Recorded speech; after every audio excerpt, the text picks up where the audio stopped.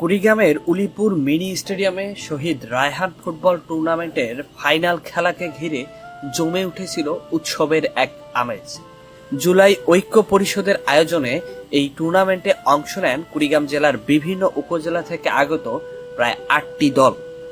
১৯ September বিকেলে শুরু হয় প্রতীক্ষিত ফাইনাল ম্যাচ। মাঠে মুখোমুখি হয় উলিপুর লাল দল ক্রীড়া সংঘ এবং নাগেশ্বরী ক্রীড়া পরিষদ।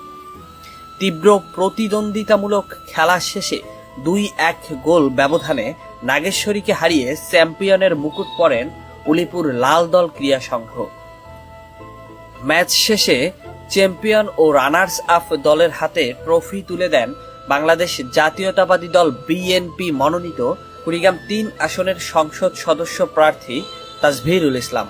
এ সময় উপস্থিত ছিলেন উলিপুর উপজেলা বিএনপির সদস্য সচিব হায়দার আলী মিয়া সহ অন্যান্য নেতৃবৃন্দ। ম্যাচ শেষে মাঠ জুড়ে ছিল উল্লাস, আনন্দ আর উৎসবের রং।